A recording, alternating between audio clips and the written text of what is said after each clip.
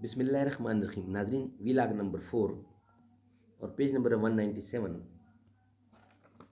اردو زبان میں سرور عالم صلی اللہ علیہ وسلم کی سیرت پر جامع ترین کتاب سیرت النبی صلی اللہ علیہ وآلہ وسلم.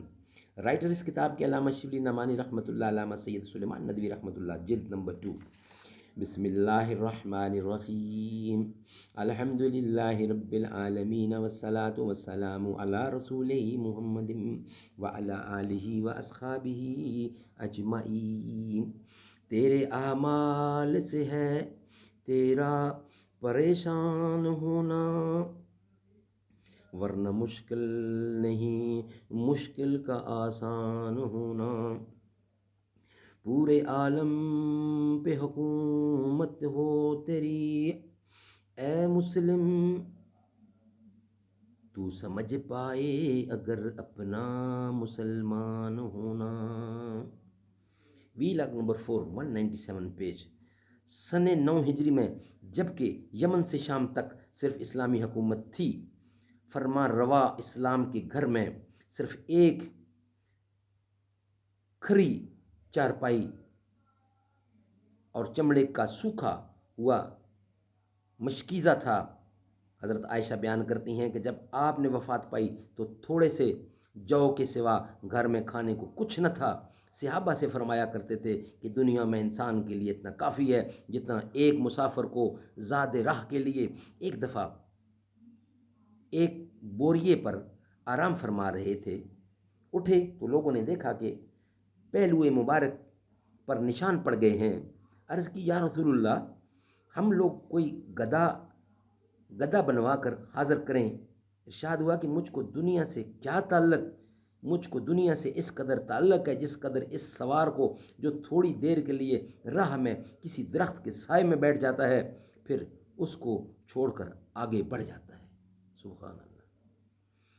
ایلا کے زمانے میں حضرت عمر جب مشربہ میں جو اسباب کی کوٹھڑی تھی حاضر ہوئے تو ان کو نظر آیا کہ سرور عالم کے بیت القدس میں دنیاوی ساز و سامان کی کیا کیفیت ہے، جس میں مبارک پر صرف ایک تہبند ہے، ایک کھری چارپائی بچھی ہے، سرہانے ایک تکیے پڑا ہے جس میں خرمے کی چھال بھری ہے، ایک طرف مٹھی پر جو رکھے ہیں، ایک کونے میں پائے مبارک کے پاس کسی جانور کی کھال پڑی ہے، کچھ مشکیزہ کی کھالیں ہیں، سر کے پاس کھونٹی پر لٹک رہی ہے. یہ دیکھ کر حضرت عمر کہتے ہیں کہ میری آنکھوں سے آنسو جاری ہو گئے. حضور اکرم نے رونے کا سبب دریافت فرمایا. عرض کیا یا رسول اللہ، میں کیوں نہ روں؟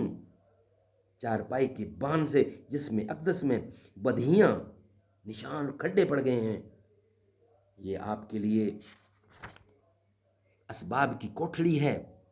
اس میں جو ساز و سامان ہے وہ نظر آتا ہے، نظر آ رہا ہے. کیس و کثرت و باغ و بہار کے مزے لوٹیں اور آپ خدا کے پیغمبر اور برگزیدہ ہو کر آپ کے ساز و سامان خانہ کی یہ کیفیت ہو. ارشاد ہوا اے ابن خطاب، تم کو یہ پسند نہیں کہ وہ دنیا لیں اور ہم آخرت؟